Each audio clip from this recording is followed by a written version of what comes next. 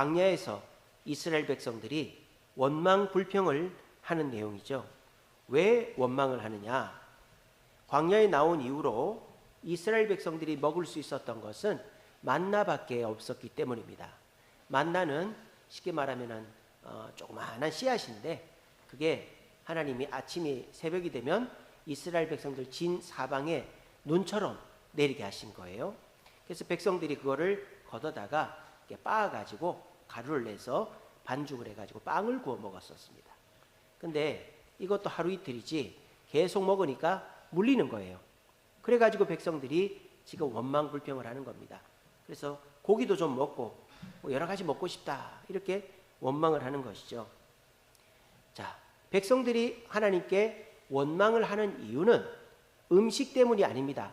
오늘 우리가 줄여 죽는구나 이렇게 하고 있거든요. 16장 3절에 보시면 온 회중이 줄여 죽게 하는구나. 지금 먹을 것이 없습니까? 굶어 죽습니까? 아니지 않습니까? 그런데 이 사람들은 굶어 죽는다고 하는 거예요. 이건 없는 일을 꾸며내는 거죠. 이런 식으로 있지도 않은 없는 일을 꾸며가지고 말하는 것을 노예근성이라고 그래요. 노예근성. 여러분, 노예는 지킬 것이 없는 사람이 노예입니다. 자유인은 지킬 것이 있는 사람이 자유인이고, 노예는 내 것이 없기 때문에 지킬 것이 없는 사람이 노예예요. 그렇게 딱 생각하시면 돼요. 내가 돈도 있고 가족도 있고 뭐 내가 직장도 있고 교회도 있지만 이거를 꼭 내가 지켜야 돼 하면 그 사람 노예예요. 아무리 돈이 많아도. 근데 아무것도 가진 거 없어도 그냥 내가 코딱지만한 집 있고 또 내 자녀 있고 내 주변 가까운 사람만 있어도 내가 이 사람들을 책임져야 된다, 이런 생각을 하는 사람은 자유인이다라는 거예요. 근데 지금 이스라엘 백성들은 이집트에서 종살이 할 때는 노예였지만 풀려났음에도 불구하고 여전히 노예 근성에 빠져 있다라는 거예요. 자, 그럼 노예 근성이 뭐냐? 첫째는요, 매사가 부정적이죠. 노예들은 매사가 부정적이에요. 그래서 아까 뭐라고 그랬습니까? 우리가 줄여 죽게 되었다. 하나님께서 굶어 죽으라고 내버려 두지 않았지 않습니까? 광야에 그 씨앗과 같은 것이 떨어져 있는 거, 꿀처럼 달다고 그랬어요. 그게 얼마나 큰 기적입니까? 근데 그걸 먹으면서도 부정적인 거죠. 우리가 줄여 죽게 생겼다라고. 노예 근성이 있는 사람은 부정적입니다. 두 번째 노예 근성이 있는 사람은 인내하지를 못하죠. 여러분, 사람이 불편이 있으면 어떻게 해야 돼요? 여러분들이 만약에 직장에서 또 교회에서 불평이 있어요. 그럼 어떻게 해야 돼요? 얘기를 해야 될 거 아니에요. 나 이런 게 좀 불편하네요. 짜증을 내거나 불평을 할 게 아니라 얘기를 먼저 해봐야죠. 얘기를 해보고 그게 해결이 안 되거나 내 얘기를 안 들어주면 짜증을 내거나 이렇게 데모를 하든지 해야 될 거 아닙니까? 근데 노예들은 일단 짜증부터 내는 거죠. 일단 화부터 내는 거예요. 그게 노예들이다. 혹여라도 여러분들 누군가 불편한 일이 생겼거나 내 마음에 안 맞을 때 일단 짜증부터 내는 분들은 노예 근성에 사로잡혀 있는 분이에요. 노예가 아닌 사람들은 뭔 이유가 있겠지라고 생각하고 한번 기다릴 줄 아는 사람이에요. 근데 노예 근성에 빠져 있는 사람은 내가 지킬 게 없기 때문에, 잃을 게 없기 때문에 그냥 짜증부터 내고 보는 거예요. 인내심이 없는 거죠.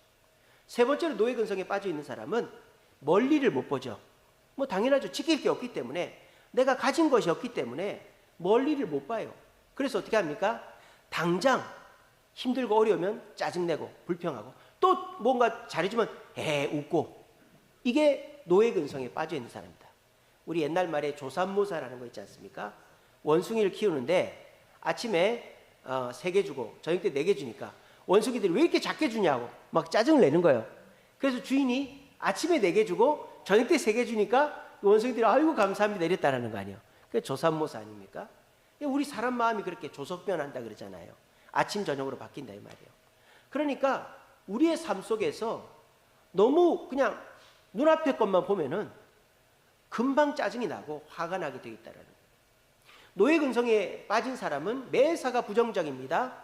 또 매사 인내를 못합니다. 그리고 멀리를 못 봐요. 자, 그러면 거꾸로 얘기하면 되겠죠. 자유인들은 어떻습니까? 긍정적인 것을 찾는단 말이에요. 여러분들이 누가 마음에 들지 않아요. 먼저 이거 봅시다. 이 물건이 있어요. 근데 이게 내게 아니에요. 내게 아니에요. 그럼 이게 마음에 안 들어요. 그러면 이 물건에 대해서 여러분들이 불평을 하겠어요? 좋다고 하겠어요? 내게 아니니까. 이게 내게 아닌데 문제가 있어요. 그러면 이거 잘못됐네 하겠어요? 이거 잘됐네 하겠어요? 잘못됐네 하겠죠. 내게 아니니까. 뭐 이게 잘못된 걸 잘못됐다고 할 거 아니에요. 근데 이게 만약에 내 거예요. 내 건데 조금 문제가 있어요.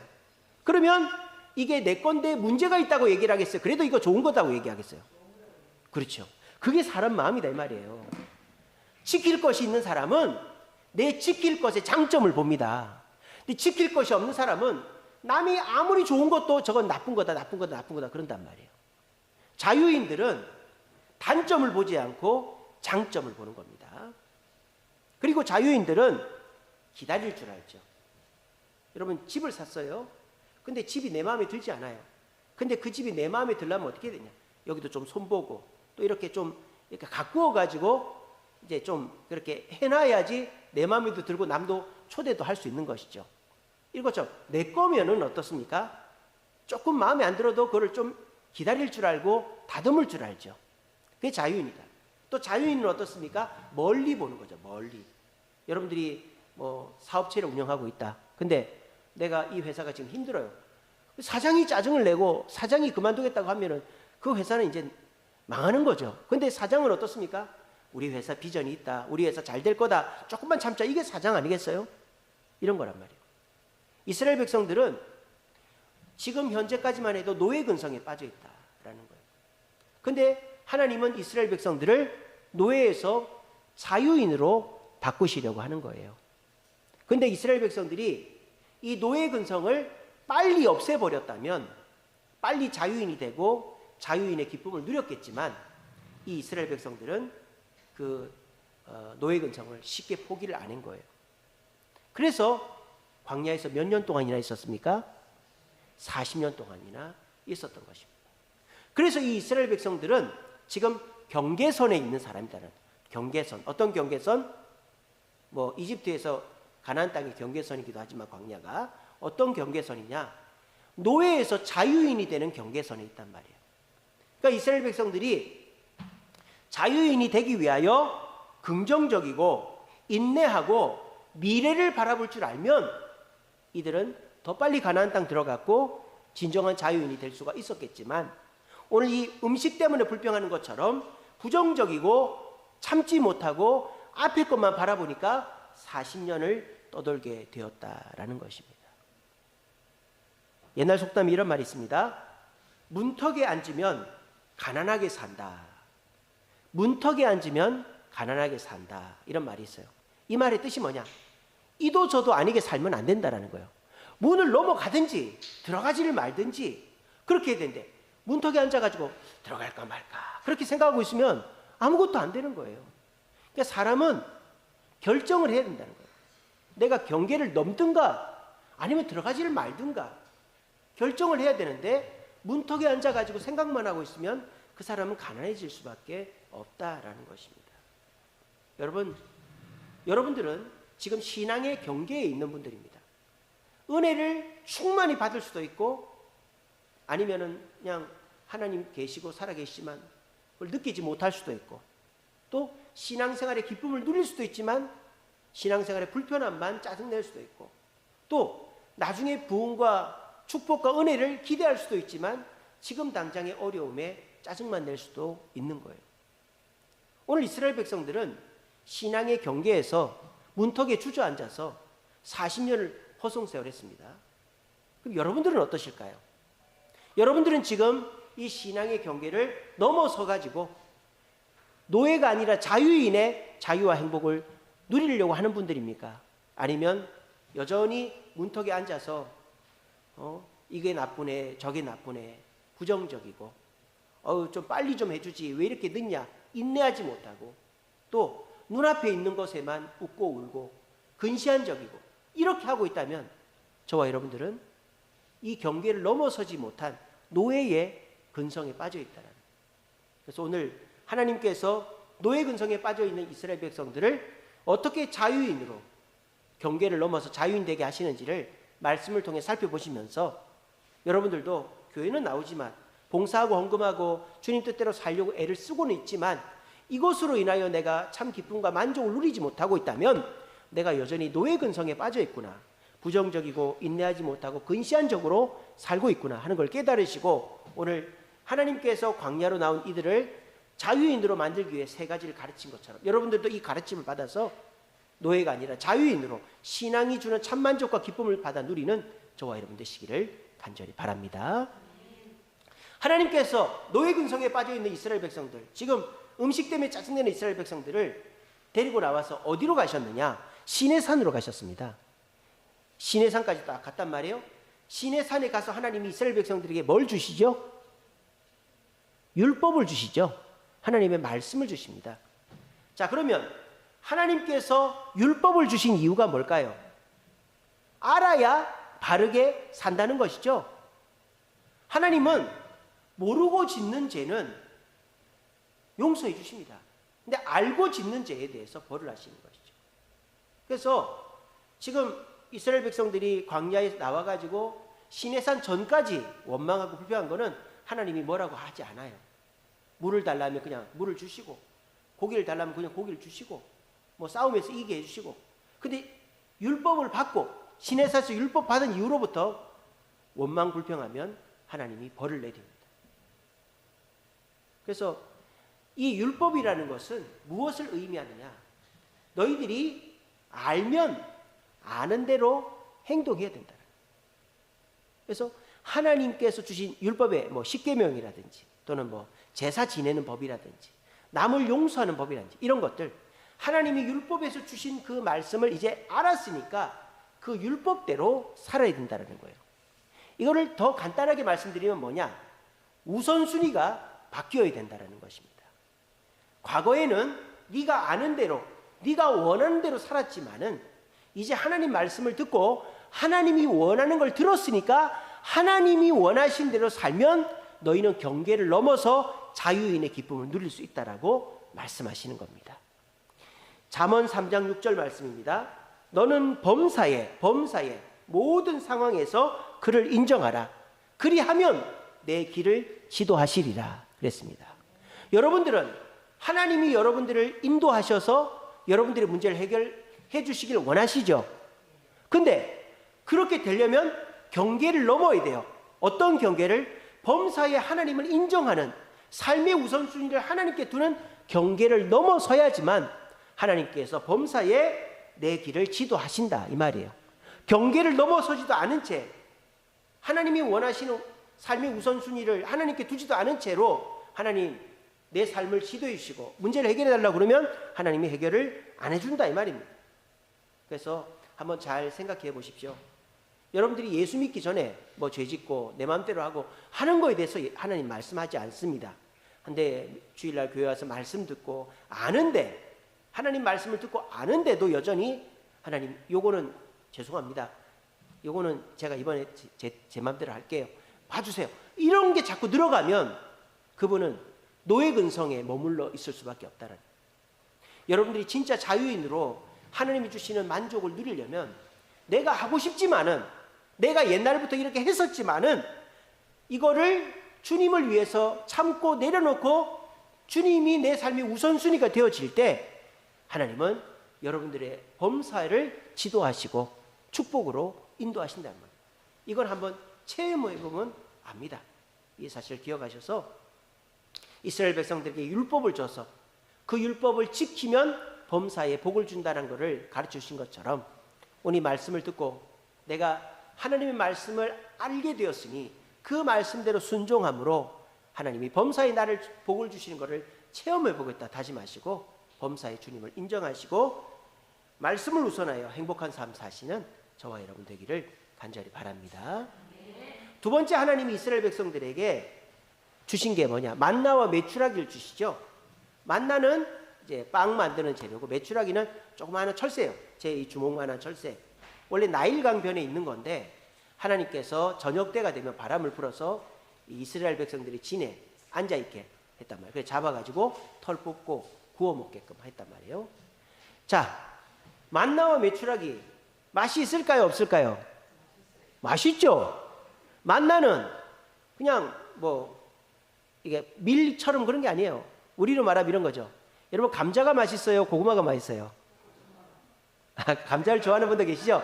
이제 담백한 걸 좋아하는, 제가 질문을 잘못했나? 자, 담백한 걸 좋아하는 분도 계시지만은 이제 고구마가 달콤하니 맛있잖아요. 그래서 포테이토가 감자고 스위트 포테이토가 고구마잖아요, 그죠? 그래서 고구마가 좀 더 달콤하잖아요. 그러니까 이 만나는 밀보다는 달콤한 밀이라고 생각하시면 돼요. 그게 맛있단 말이에요. 자, 그리고 메추라기 맛이 있을까요, 없을까요? 물론 뭐 양이 작아서 그렇지 맛이 있죠.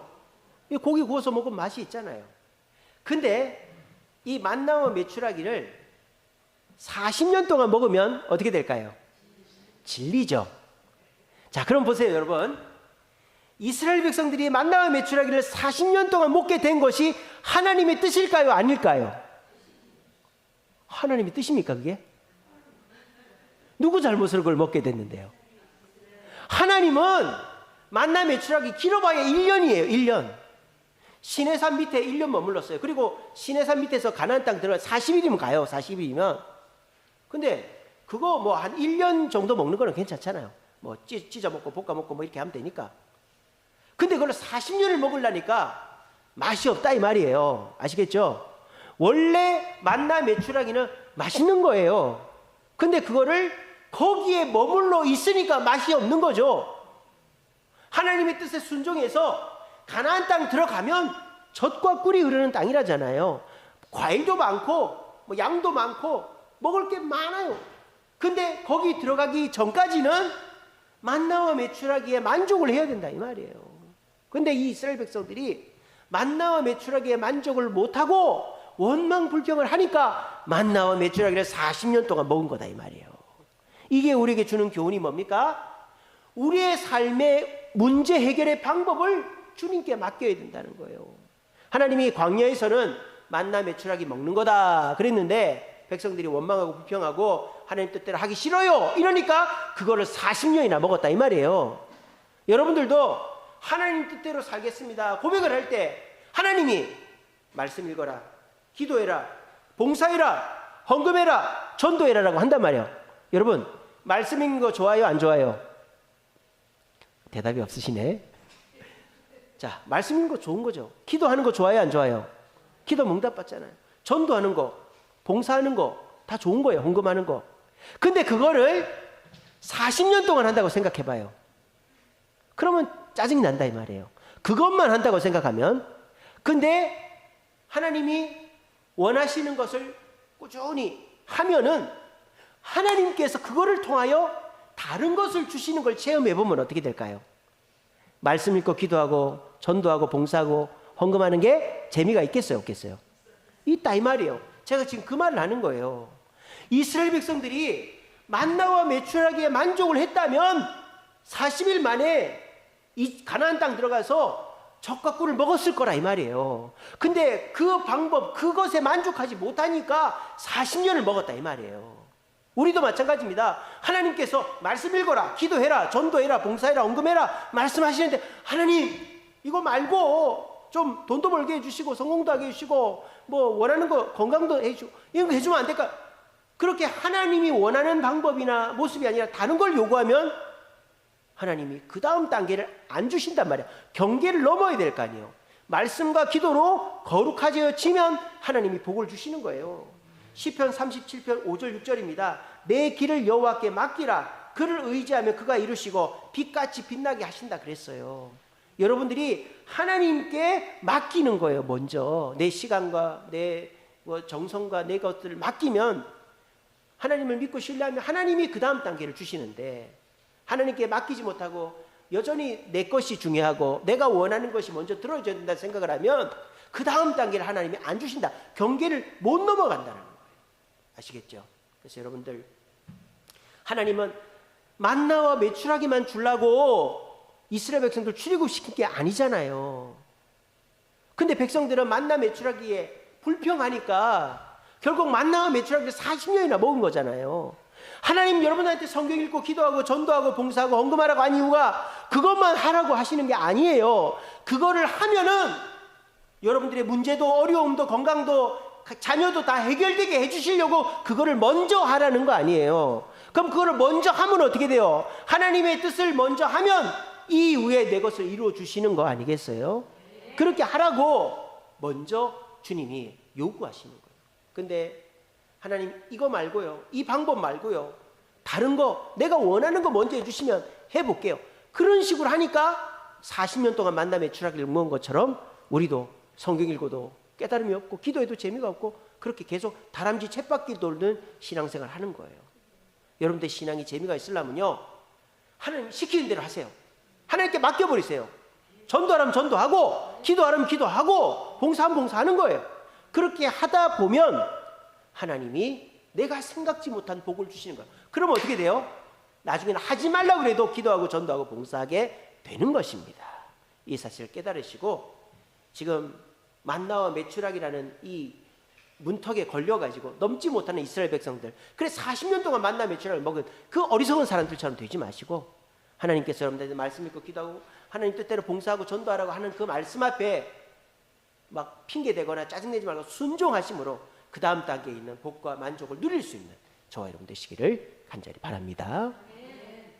마지막 세 번째로 이스라엘 백성들을 노예에서 자유인으로 바꾸려고 하나님이 뭘 하시느냐? 함께 여행하게 하셨어요.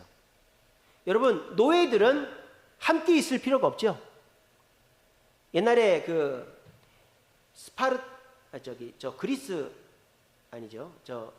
페르시아하고 그리스하고 전쟁 붙었잖아요. 300 용사 붙었는데 이 페르시아 군사들은 추풍낙엽인 거예요. 왜냐? 자유인이 아니니까, 노예들이니까, 지킬 게 없으니까. 그냥 페르시아 황제가 전쟁에 가야 된다고 막 어거지로 끌려온 애들이야. 그 수십만 명이 어거지로 온 애들이에요. 근데 이 그리스 군사들 300명은 내가 죽으면 내 뒤에 내 아내와 내 자식들이 약탈을 당하고 죽는 거예요. 그러니까 내가 지킬 게 있으니까 그 300명이 그 협곡에서 그 수만 명을 물리쳤다라는 거 아닙니까? 그게 이제 그 영화 300의 배경 아니겠어요? 실제 이야기 아닙니까? 그죠? 그런 것처럼 내가 지킬 것이 있는 사람은 지켜내야 돼요. 근데 지킬 때는 내 혼자의 힘으로 되는 게 아니라는 거예요. 내가 뚫리면 남도 뚫리니까 함께 해야 지킬 수가 있는 거죠. 노예들은 나 혼자 끌려왔으니까 전쟁에 치든 말든 나 혼자 도망가면 되는 거예요. 근데 자유인들은 나 혼자 못 지킨다 이 말이에요. 그러니까 함께 해야 지킬 수 있단 말이에요. 하나님께서 이스라엘 백성들을 어떻게 움직이라고 그랬습니까? 야, 오늘부터 각자 자유여행 하다가 며칠 날까지 가나안 여리고 성 앞에 모여 이렇게 했습니까? 안 했죠? 가면 같이 가고 안 가면 같이 앉고 벌 받으면 같이 받고 상 받으면 같이 받고 만나를 무슨 뭐 족장만 먹은 것도 아닙니다. 메추라기를 무슨 뭐 제사장만 먹은 거 아닙니다. 노예들까지 따라 나온 잡족들까지 다 먹었어요. 벌 받을 때에도 뭐 잡족들만 벌 받은 게 아니라 다 벌 받고. 이게 뭐야? 공동체성을 만들어야 너희들이 복을 받는다 이 말이에요. 그래서 이스라엘 백성들은 그 200만 명의 광야에서 하나라는 의식을 갖게, 그래야만 너희들이 가나안 땅 들어가서 그들에게 동화되지 않고 그들을 물리칠 수 있다라고 가르치고 있는 거예요. 우리도 마찬가지입니다. 공동체성이 사라지면 우리는 노예에 머물 수밖에 없어요. 노예들은 서로를 신경 쓰지 않죠. 노예들은 내가 힘들어 죽겠는데 남 힘든 거 신경 안 씁니다. 근데 자유인은 어떻습니까?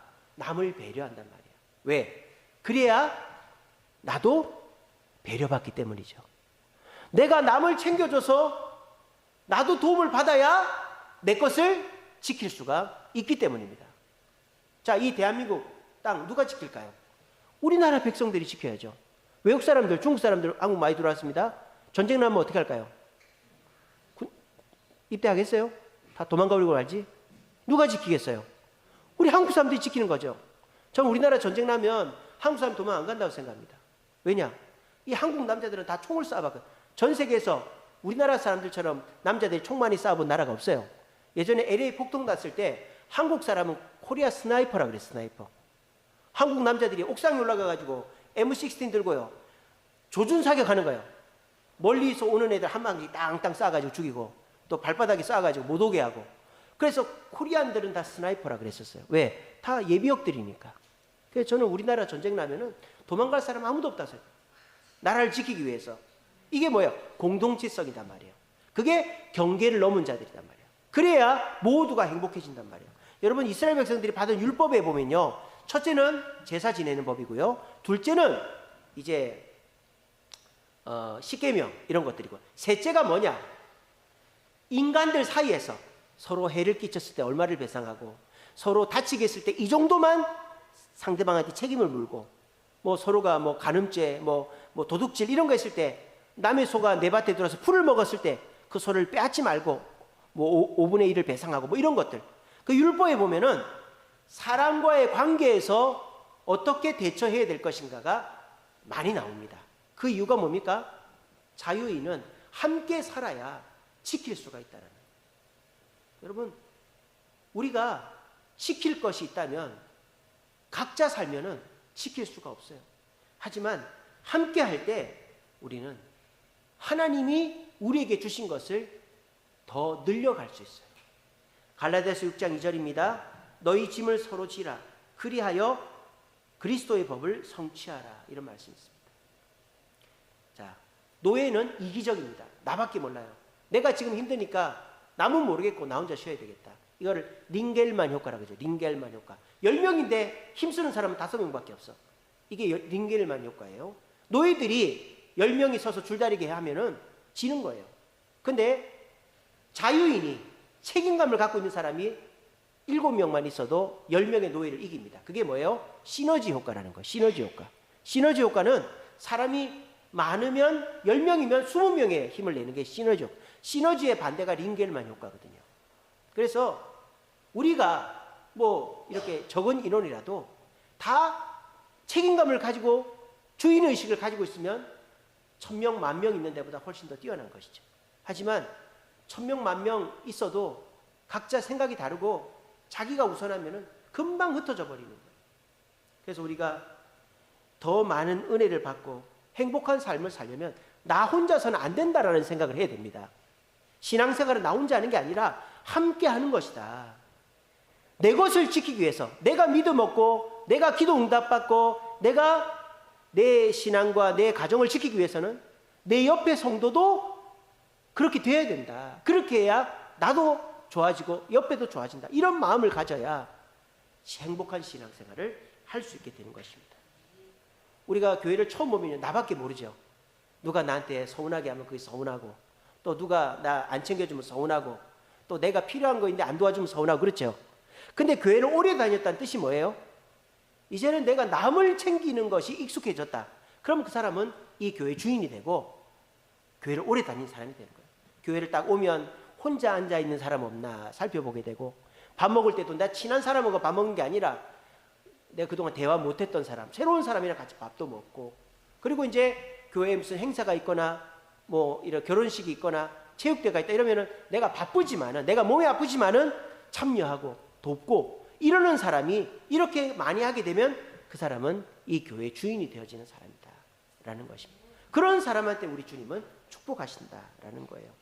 여러분, 혼자서는 절대 행복해질 수 없습니다. 혼자서는 절대 많은 걸 누릴 수가 없어요.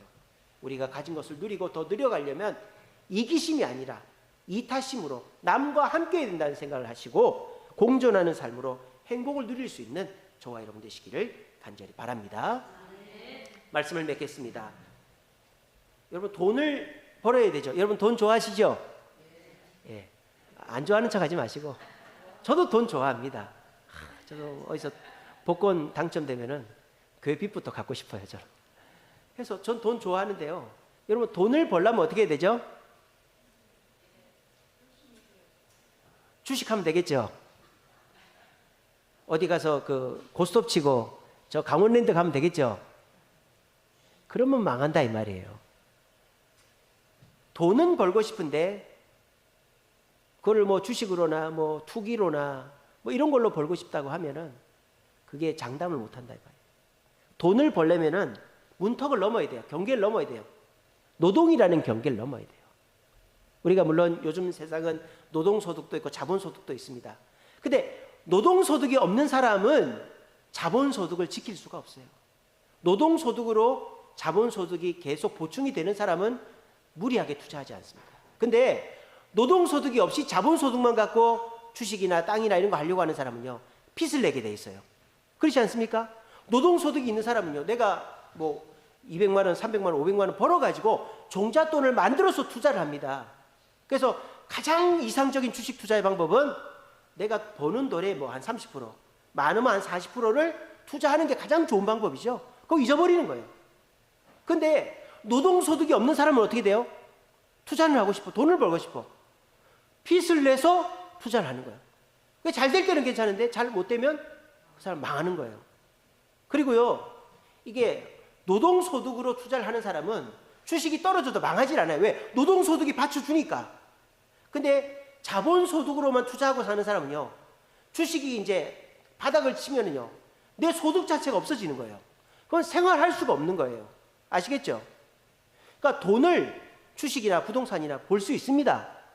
하지만 노동소득이 전제된 상태에서 자본소득도 얻어야 되는 거예요. 그래서 제가 물질의 속성, 돈의 속성 김승호 교장 얘기해 줬잖아요. 그 사람이 자본소득도 얻으라고 그럽니다. 근데 뭐라고 그랬다고요? 내 자본소득이 노동소득보다 1,000원 이상 더 많으면 부자다 그랬다고 그랬잖아요. 그러니까 노동소득을 부정하는 게 아니에요. 내가 땀 흘려서 일하는 소득 플러스 자본소득이 있어야 된다. 그래서 돈을 벌려면 노동이라는 한계를 넘어야 돼요. 노동하지 않고 돈 벌 수 없다, 이 생각을 해야 됩니다. 투자를 하더라도 내가 노동한 돈의 일부를 투자를 하는 거지, 내가 그냥 남한테 빌려갖고 투자하는 거는 정말 위험한 일이다라는 거예요.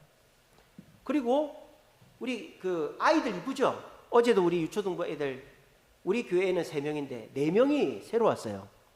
그래가지고 우리 교사들이 어제 엄청 애를 썼습니다. 어제 오전에는 막 구름이 끼고 비가 올라오고 그랬는데 오후가 되니까 날씨가 얼마나 좋아지던지. 그래가지고 공원에 이제 갔는데 사람도 많은데 애들이 너무 좋아하는 거예요. 뭘 좋아하느냐? 친구들끼리 같이 노니까 너무 좋아하더라고요. 그래서 우리 소윤이도 친구 1명 데리고 왔고, 또 우리 로이는 안 돼. 유리가 친구를 3명인가 데리고 왔어요. 그래가지고 애들이 너무 재밌게, 우리 카페, 우리 밴드에 사진이 있습니다. 애들 보면 너무 행복하잖아요. 근데 그 애들이 누구 때문에 있는 거예요? 그 부모들 때문에 있는 거 아니겠어요? 그죠? 그 부모들이 결혼하고 출산을 하지 않았으면 애가 없는 거죠. 그래서 어제 왜 우리가 그렇게 했느냐? 취지가 뭐냐? 부모님들에게 자유시간을 주는 게 우리의 취지였어요. 그래서 12시에 모여가지고 밥 먹고 부모님들은 알아서 자유시간 가지시라고, 다른 데 가시라고, 그렇게 하고 4시인가 우리가 왔거든요. 4시까지 교회로 오시라고 그렇게 했어요. 그렇게 하니까요, 언제 또 하냐고, 5월달 빨리 하자고, 애들도 집에 가고 너무 재밌다고 그렇게 하는 거예요. 전도는 이렇게 하는 겁니다. 그죠? 상대방이 필요한 거를 해주고 한 2-3번 해준 다음에, 몇 달 해준 다음에 교회 한번 와볼래? 이렇게 해야지 다짜고짜 가가지고 예수 믿으라고 이러면 부담스러운 사람이 많은 거죠. 우리가 자녀가 이쁘지만 그 이쁜 자녀가 있으려면 출산과 가정이라는 경계를 넘어서야 되는 거예요. 그런 거 없이는 안 되는 거예요. 또 여러분, 사랑 좋죠? 누구한테 사랑받고 싶죠? 그리고 누구를 사랑하고 싶죠?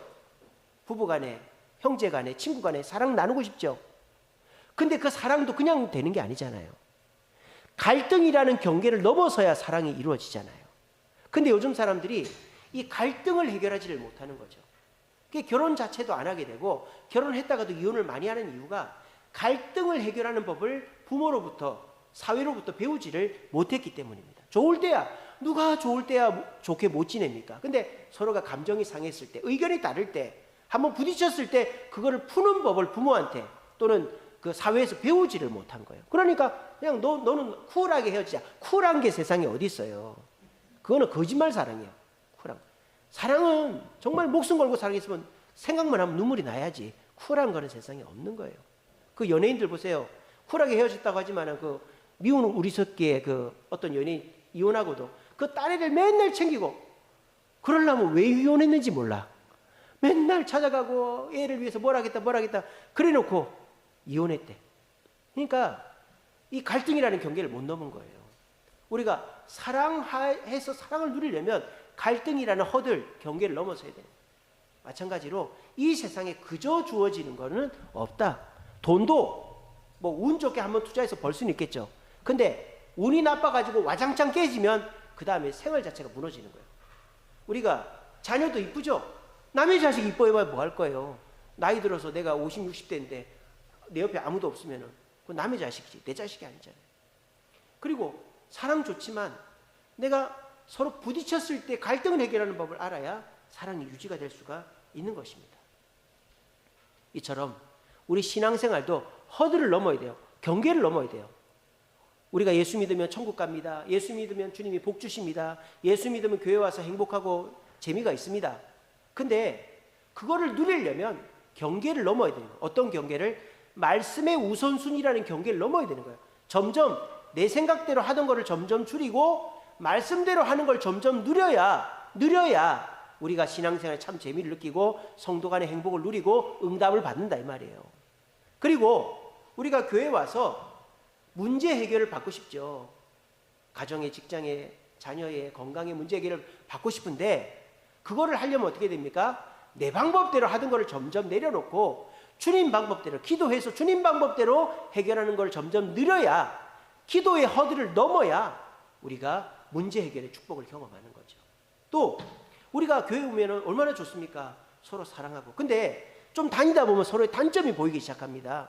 그렇게 잘해주던 사람인데 한번 짜증낸다든지 또는 뭐 내가 싫어하는 모습이 보여, 그럴 때 우리가 실망하고 저 사람 의외네 이렇게 되지 않습니까? 그 갈등을 이기심이 아니라 이타심으로 넘어서야지 성도 간의 진짜 사랑을 할 수가 있는 거예요. 근데 이 사람 이랬 싫고 저 사람 저랬 싫고 그럼 결국 교회를 떠나게 되는 것이죠. 이런 것처럼 우리가 신앙생활도 그냥 행복을 누리는 게 아니라 말씀에 내 자신을 맞추고 기도에 내 자신을 맞추고 성도에게 내 자신을 맞추어 갈 때 우리는 경계를 넘게 되고 신앙생활의 참된 행복을 누리게 되어지는 것입니다. 그렇게 하는 자가 주님 앞에서 진정한 자유인이 되어진다라는 것입니다. 여러분, 우리 주세움교회는 하나님의 것이지만 이 주세움교회 주인은 바로 저와 여러분들입니다. 내가 이 교회의 주인이다. 제가 볼 때 여기 계신 분들은 다 주인의식을 갖고 있어요. 그래서 교회 예배라든지 무슨 뭐 기도회라든지 또는 행사라든지 또 교회 뭐 이런 헌금이라든지 후원 이런 거 여러분들이 다 하시지 않습니까? 우리 교회는 교인 수에 비해서 정말 큰일 하고 있어요. 우리 교인 수에 비해서 우리 교회는 참 큰일 하고 있는 교회입니다. 자, 이것이 어떻게 되고 있는 것이냐?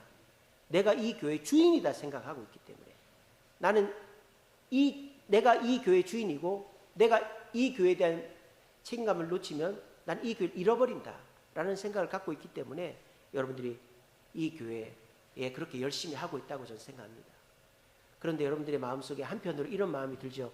나처럼 안 하는 사람들도 많은데 저 사람들은 저렇게 하고도 그냥 뭐 떳떳하게 잘 신앙생활하는데 왜 나만 이렇게 될까? 난 이렇게 열심히 하는데 왜 복이 없을까? 여러분 조금만 기다리세요. 자, 부정적인 것만 보고 인내심이 없고 앞에 것만 보는 사람은 노예라 그랬어요. 여러분, 자유인은요 좋은 걸 봅니다. 우리 교회 좋은 거 많죠? 우리 교회 하나님께서 이렇게 아름다운 성전도 주시고 우리 교회 이렇게 헌신적인 성도들도 있고 또 우리 교회 이런 뭐 솔선수범하는 전하 장로님이나 뭐 남한테 일 시키고 뒷짐지는 사람 아니잖아요. 솔선수범하고 뭐 하면은 서로 함께 하고 우리 뭐 구역 식사 2명이서 하는데 얼마나 힘이 듭니까? 근데 막 서로 도와주잖아요. 서로 협력하고 미래를 바라보는 좋은 교회 아닙니까? 긍정적인 걸 보고 우리가 인내하고 미래를 바라볼 줄 알면 우리는 이 교회에서 경계를 넘어 이 주세움교회가 주는 만족을 누릴 수가 있습니다.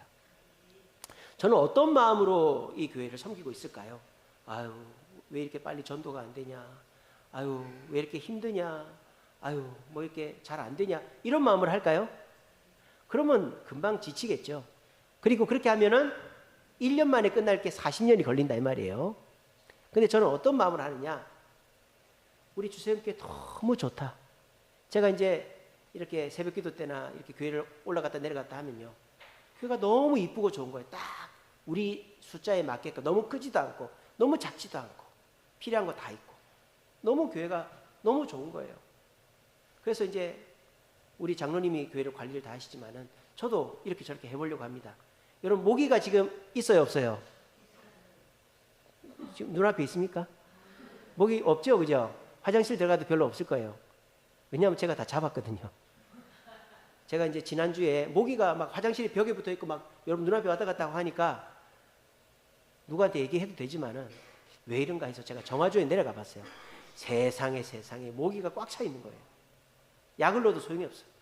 왜냐하면 이제 약을 넣어도 물이 이제 한번 배수가 되고 나면 거기 모기 유충들이 매달려 있다가 또 생기니까. 그래가지고 제가 쌍권총, 홈키파 쌍권총 들고 막 뿌리고 그리고 거기다가 이제 그 액체로 된 불 켜놓는 거 있지 않습니까? 그걸 2개를 켜놨어요. 그리고 그 다음날 가보니까 여러분 정화조 한번 내려가 보십시오. 바닥에 죽은 모기가 꽉 깔려 있습니다. 제가 왜 그렇게 하겠어요? 이 교회가 너무 좋으니까 이 교회가 내 교회다 생각하니까 그렇게 하지 내 교회가 아니면 그렇게 하겠어요? 그 전도를 제가 무슨 마음으로 할까요? 아유 전도해도 사람이 안 오네 나만 고생하네 이렇게 해서 할까요? 저는 어떤 상상을 하는지 아세요? 야 우리 교회 앞으로 주차장이 더 필요할 텐데 야 우리 교회 몇 부 예배를 드려야 될까? 아 우리 교회 앞으로 이 지역에 좋은 일 많이 해야 되겠다. 저 그런 상상을 합니다. 제가 거짓말하는 게 아니에요. 우리 주님께서 이 교회로 사람을 이렇게 막 보내주시라고 저는 믿고 우리 교회가 정말 사람이 넘쳐나고 그리고 우리 교회가 할 수 있는 일이 많아질 것이다. 저는 그렇게 꿈을 꾸면서 전도하고 있습니다. 또 제가 이렇게 설교하는 것들을 가만히 들어보시면 뭐 이렇게 해야 된다 저렇게 해야 된다 이런 것보다도 우리가 앞으로 하나님이 우리에게 주실 축복들 이런 것들이 뭔가 그런 이제 비전들을 나누지 않습니까? 우리가 이주민 사역을 할 때도 그렇잖아요. 이주민들이 와서 장로도 되고 권사도 되고 지금 한 명 나시르 씨 1명 나오잖아요. 근데 그렇게 하잖아요. 왜? 미래를 보고 근시안이 아니라 미래를 보기 때문에 전 그렇게 신앙생활을 하고 있습니다. 그렇게 하면 40년 걸릴 게 1년 만에 될 줄로 믿습니다. 저는 그걸 믿습니다. 하나님은 저를 테스트하고 있다고 믿어요. 광야에 있는 이스라엘 백성들에게 만나와 메추라기로 만족하는지 보자. 광야에 있는 이스라엘 백성들에게 율법으로 우선순위를 바꾸는지 보자. 광야에 있는 이스라엘 백성들이 서로 우애 있게 잘 지내는 것을 보자. 하나님 보고 계신 거예요. 근데 만나 메추라기가 맛이 없다. 그리고 말씀대로 하기보다 내 뜻대로 하겠다. 이 사람도 귀찮고 저 사람도 귀찮다. 이렇게 하니까 1년 만에 끝날 게 40년이 걸렸다 이 말이에요. 그러니까 저도 예전에는요 그런 마음이 많이 있었어요. 교회를 지었는데 왜 이렇게 사람들이 안 오나? 전도를 이렇게 열심히 했는데 왜 사람들이 안 오나? 이렇게 열심히 설교하는데 왜 사람들이 안 오나? 저 그런 생각도 많이 했습니다. 근데 지금은 생각이 바뀌었어요. 내가 그런 생각을 하기 때문에 하나님이 사람을 안 보내주시고 성도들이 변화가 안 되고 우리 교회가 부흥을 안 한다는 생각을 하게 되었어요. 이주민 사역 1명 데리고 하는 거 사실 안 하는 게 낫지 않겠어요? 근데 저는 그래도 지금까지 한국어 교실을 한 번도 쉰 적이 없잖아요. 1명이 오든 2명이 오든 지난주에도 이명자 씨 왔어요. 나시리 씨는 안 왔지만 그렇게 긍정적인 마음을 가지고 하나님께서 이 교회를 들어 쓰실 날을 저는 기대하고 소망하고 있거든요. 그런 소망을 가지니까 힘이 나고 기쁨이 샘솟고 열심히 하게 되더라. 그렇게 하면 40년 걸릴 것이 1년 만에 끝나게 될 줄로 저는 믿습니다. 어떤 분들은 그런 생각이죠. 아, 이 교회가 빚이 많은데 언제 그 빚 다 갚겠나? 저는 저 은퇴하기 전에 하나님이 어떻게 해서든지 빚 다 갚게 하시고 또 여러분들 빌려주신 돈도 다 갚고 그렇게 해서 우리의 삶 속에서 하나님이 일하시면 40년 걸릴 게 1년 만에 끝날 것이다 라는 걸 체험하게 해 주실 줄로 믿습니다. 여러분, 저만 그럴 것이 아니라 오늘 이 자리에 계신 저와 여러분들도 다 그런 생각을 했으면 좋겠어요. 우리 그렇게 해서 어떻게 하든지 노예의 근성에 머물러 있지 마시고 부정적이고 인내심 없고 근시안적인 노예 근성에 머물지 마시고 하나님 말씀을 우선시하고 또 문제 해결의 방법을 주님께 맡기고 그리고 서로 사랑하고 이기심이 아니라 이타심으로 서로 돌아보면서 그렇게 애쓰고 노력해서 우리 모두가 하나님이 기뻐하시는 삶으로 40년 걸릴 거 1년 만에 끝내는 축복을 누리는 저와 여러분 되시기를 간절히 바랍니다.